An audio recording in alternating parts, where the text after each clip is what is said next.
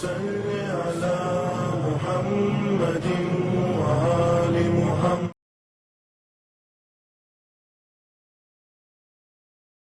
اعوذ باللہ من الشیطان الرجیم. بسم اللہ الرحمن الرحیم.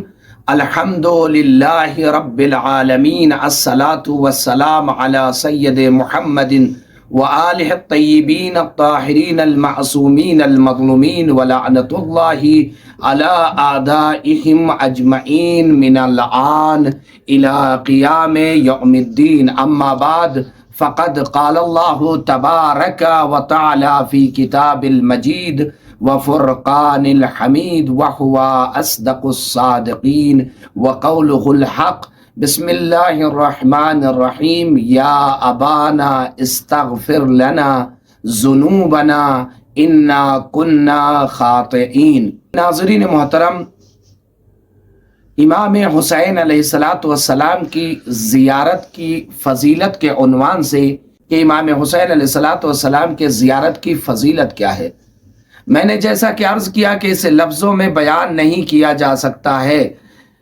ہمارے پاس وہ طاقت نہیں، وہ زبان نہیں، وہ قوت نہیں کہ زیارت امام حسین علیہ السلام کی فضیلت کو بیان کر سکیں. البتہ احادیث کا سہارا لیتے ہوئے احادیث کی روشنی میں کچھ فضیلتیں، کچھ باتیں زیارت امام حسین علیہ السلام کے سلسلے میں مسلسل آپ تمام ناظرین کے خدمت میں پہنچانے کی سعادت حاصل کر رہے ہیں.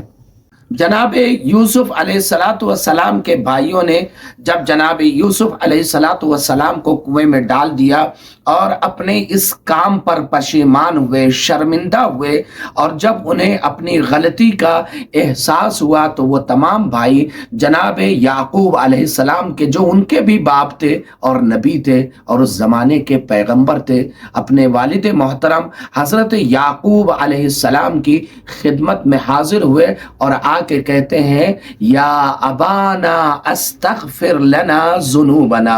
اے میرے بابا، اے میرے پیغمبر، اے میرے رسول، آپ ہمارے گناہوں کے لیے اللہ کی بارگاہ میں دعا کریں. انا کنا خاطئین. کیوں دعا کریں؟ کیونکہ ہم خاطئین اور گنہگاروں میں سے ہیں. یعنی جب انہیں اپنی غلطی کا اور خطا کا احساس ہوا تو وہ نبی کی بارگاہ میں آئے اور آ کے کہتے کہ ہم خاطئین ہیں، ہم گنہگار ہیں. اے میرے رسول، اے میرے پیغمبر، اے میرے بابا، آپ اللہ کی بارگاہ میں استغفار کریں، ہمارے بخشش کے لیے دعا کریں. تو سوال اس مرحلے پر یہ ہے کہ کیا اللہ نے ان کو زبان نہیں دی تھی؟ کیا وہ دعا کرنا نہیں جانتے تھے؟ اگر وہ دعا کرتے تو کیا پروردگار عالم نے کوئی ایسی بات کہہ دی تھی کہ تم دعا کرو گے تو تمہاری دعا قبول نہیں کروں گا؟ اللہ تو ستار العیوب ہے، اللہ تو غفار الذنوب ہے، اللہ تو مہربان ہے، اللہ تو رؤوف ہے. اگر وہ دعا کرتے جب اپنے تمام گنہگار بندوں کی سنتا ہے تو شاید ان کی بھی سن لیتا، ان کے بھی گناہوں کو معاف کر دیتا، ان کی بھی بخشش ہو جاتی. لیکن اس کے باوجود بھی یہ تمام بھائی نبی کریم کی خدمت میں کیوں حاضر ہوئے اور حاضر ہو کے کہتے ہیں یا ابانا استغفر لنا ذنوبنا. اے میرے بابا، ہمارے گناہوں کی مغفرت کی دعا کریں. کیوں دعا کریں؟ اس لیے کہ انہیں پتا تھا کہ ہماری خطا کار زبانیں ہیں، ہماری ناپاک زبانیں ہیں. پتہ نہیں ہمارے زبان سے ہونے والی دعا کو اللہ قبول کرے یا نہ کرے، لیکن ان کے عقیدے میں یہ بات تھی کہ معصوم کی دعا کو اللہ کبھی رد نہیں کرتا ہے. معصوم کی دعا کو اللہ ایکسپٹ ضرور کرتا ہے. معصوم کی دعا کبھی رد نہیں ہوتی ہے کیونکہ وہ پاک زبان ہے، اور پاک زبان سے نکلی ہوئی دعا کو پروردگار رد نہیں کرتا ہے. لہٰذا جناب یعقوب کے بیٹے جناب یعقوب کی بارگاہ میں آ کر کہتے کہ آپ ہمارے لیے دعا کریں. چونکہ آپ اللہ کے نبی ہیں، آپ اللہ کے رسول ہیں، آپ اللہ کے پیغمبر ہیں، آپ کی زبان پاک و پاکیزہ ہے، عصمت کی دھلی ہوئی زبان ہے. اگر آپ ہمارے بخشش کے لیے دعا کریں گے تو اللہ آپ کی بات کو، آپ کی دعا کو رد نہیں کرے گا اور ہم گناہوں سے پاک ہو جائیں گے. جناب یعقوب علیہ السلام نے کیا کہا؟ سوف استغفر لکم، میں عنقریب تمہارے لیے دعا کروں گا کہ اللہ تمہارے خطاؤں کو، تمہارے گناہوں کو معاف کرے۔ تو اس واقعے سے اور قرآن کی اس آیت سے یہ بات بالکل مکمل طریقے سے ثابت ہے کہ معصوم کی دعا کو اللہ کبھی رد نہیں کرتا ہے۔ معصوم کی زبان سے ہونے والی دعا کو اللہ کبھی کاٹتا نہیں ہے۔ اللہ اگر معصوم کسی کے لیے دعا کرے، کسی کے استغفار کے لیے، کسی کی بخشش کے لیے، کسی کی صحت و سلامتی کے لیے، تو وہ دعا کبھی رد نہیں ہوتی ہے۔ اللہ اس دعا کو رد نہیں کرتا ہے۔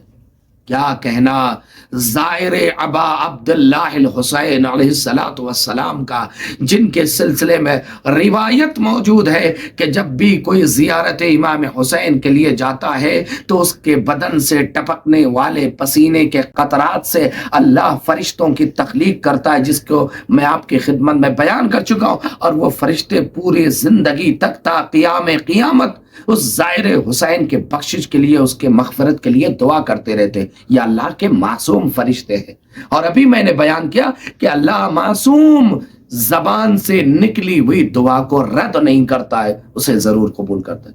اور صرف اللہ کی مخلوق یعنی اللہ کے نوری فرشتے ہی نہیں، بلکہ وہ ہستیاں جن کے خلقت کے لیے، جن کی وجہ سے یہ کائنات بنائی گئی ہے، جن کے سبب سے اس کائنات کی تخلیق کی گئی ہے، علی و فاطمہ و حسن و حسین و تمام آبا و اجداد ائمہ معصومین علیہم السلام دعا کرتے ہیں زائرین ابا عبداللہ الحسین کے لیے۔ اب اس سے بڑا کیا مرتبہ ہوگا؟ ہمارے اور آپ کے چھٹے امام، امام جعفر صادق علیہ السلام فرماتے ہیں کہ وَيَنظُرُ إِلَىٰ زَوَّارِهِ، امام حسین علیہ السلام جب بھی کوئی زائر زیارت کے لیے جاتا ہے تو اس کو دیکھتے ہیں، اپنے زائر پر نظر رکھتے ہیں۔ وَهُوَ عَارِفُ بِهِمْ، اور امام حسین علیہ السلام اس کو بہت اچھے سے پہچانتے، اس کو بہت اچھے سے جانتے ہیں۔ ایسا نہیں کہ وہ امام حسین نہیں پہچانتے کہ یہ کون ہے، کہاں جا رہا ہے، بہت اچھے سے پہچانتے۔ جو حسین کی زیارت کے لیے قدم بڑھاتا ہے اس کو امام حسین علیہ السلام پہچانتے ہیں بہت اچھے طریقے۔ وَبِأَسْمَائِهِمْ، اور صرف حسین اسے پہچانتے نہیں، اس کو بائی نیم جانتے ہیں، اس کے نام کو جانتے کہ یہ فلاں شخص ہے جو میری زیارت کے لیے آیا ہے۔ وَأَسْمَاءِ آبَائِهِمْ، اور صرف اس خاص شخص کو نہیں جانتے، اس کے باپ کو بھی پہچانتے، اس کے خاندان کو بھی پہچانتے، اس کی پوری نسل کو پہچانتے۔ بھائی حسین ہے، اگر اپنے شیعوں کو نہ پہچانے تو پھر وہ امام نہیں ہے۔ حسین اس کو بھی پہچانتے ہیں، اس کے باپ کو بھی پہچانتے، اس کے خاندان کو بھی پہچانتے، سب کو اچھے طریقے سے پہچانتے ہیں۔ وَدَرَجَاتِهِمْ وَمَنْزِلَتِهِمْ، اور حسین اس کے درجے کو بھی پہچانتے کہ اس کا گریڈ کیا ہے، وہ کس مقام پر ہے، اس کی بلندی کیا ہے، اس کا عظمت کیا ہے، اس کا مرتبہ کیا ہے، اس کا وقار کیا ہے، اس کی منزلت کیا ہے، اس کی شان کیا ہے، اس کا رتبہ کیا ہے، حسین بخوبی جانتے اور پہچانتے ہیں۔ اللہ اکبر۔ عند اللہ عز وجل، اللہ کے نزدیک اس کی معرفت کیا ہے، اس کی بلندی کیا ہے، اس کا درجہ کیا ہے، اس کا اسٹیٹس کتنا بلند ہوا ہے زیارت حسین کی وجہ سے، حسین جانتے اور پہچانتے ہیں۔ من احدکم بولدہ، اور حسین ایک باپ اپنے بیٹے کو اتنا نہیں پہچانتا جتنا حسین اپنے زائرین کو پہچانتے۔ اللہ اکبر۔ باپ بھی اپنے بچے کو، اپنی اولاد کو اتنے اچھے طریقے سے نہیں پہچانتا جس طریقے سے حسین اپنے زوار کو پہچانتے، حسین اپنے زائرین کو پہچانتے۔ کیا کہنا میرے مولا کا، میرے آقا کا، اپنے زائرین کو پہچانتے، ان کی منزلت، ان کا مقام، ان کا مرتبہ، سب کچھ پہچانتے۔ وَإِنَّهُ لَيَرَى سَكَنَهُ، اور حسین اس کے مقام کو دیکھتے کہ جنت میں اس کا مقام کہاں پر ہوگا، جنت میں اسے کون سا رتبہ، کون سا مقام دیا جائے گا، یہ حسین جانتے اور پہچانتے۔ فَيَسْتَغْفِرُ لَهُ، اور حسین اپنے ہر زائر کے لیے دعا کرتے ہیں، اس کے استغفار کے لیے، اس کے گناہوں کی بخشش کے لیے دعا کرتے ہیں۔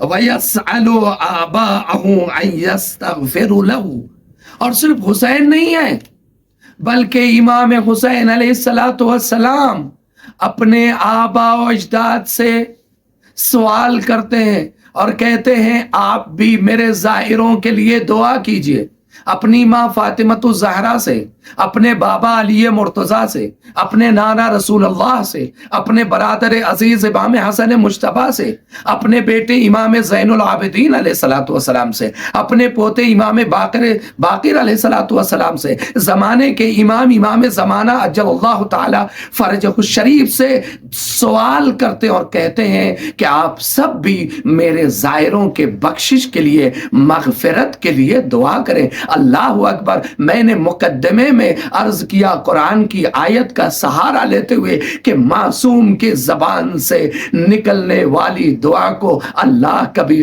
رد نہیں کرتا۔ جو دعا معصوم کر دے، جو استغفار، جس کے استغفار اور بخشش کی دعا معصوم کر دے، اس کی بخشش اور اس کا استغفار لازمی ہے، اللہ اس کے تمام گناہوں کو معاف کر دیتا ہے۔ یہاں پر کوئی عام ہستیاں نہیں، جو بھی حسین کا زائر بنتا ہے، جو بھی حسین کی زیارت کے لیے جاتا ہے، خود امام مظلوم کربلا اس کے بخشش کی دعا کرتے ہیں، اس کے گناہوں کی مغفرت کی دعا کرتے ہیں، اور دیگر تمام معصومین، علی و فاطمہ و زہرا و بطول و نبی کریم امام حسن مجتبیٰ اور دیگر تمام معصومین علیہم السلام دعا کرتے ہیں اس کے استغفار کے، اس کے بخشش کے لیے، اس کی مغفرت کے لیے۔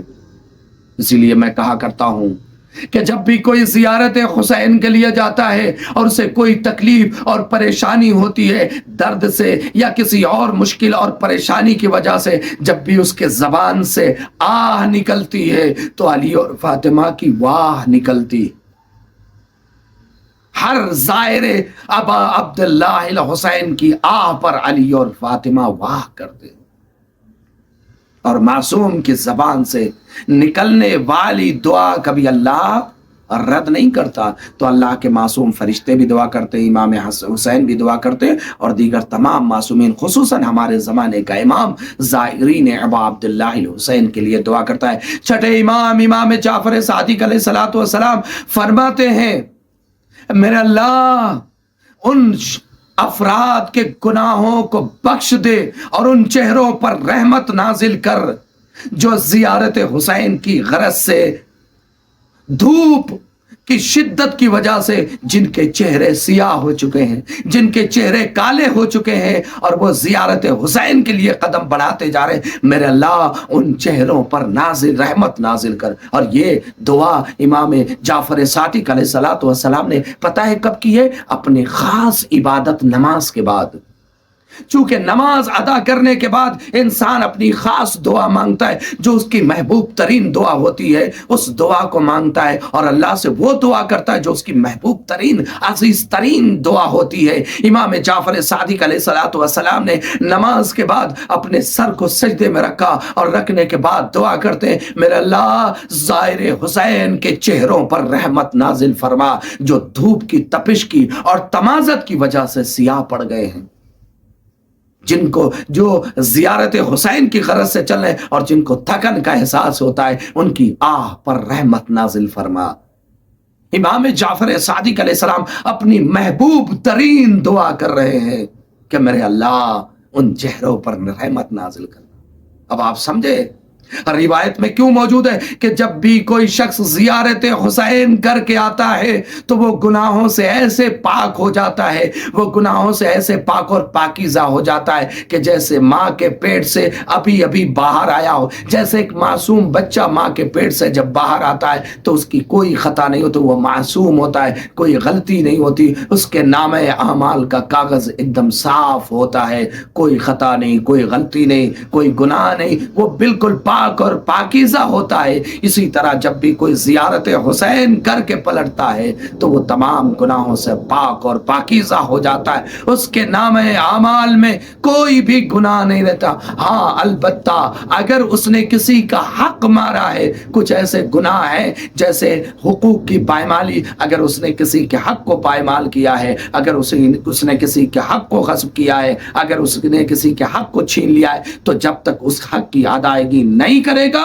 اس وقت تک اس کے گناہ وہ معاف نہیں ہو سکتے۔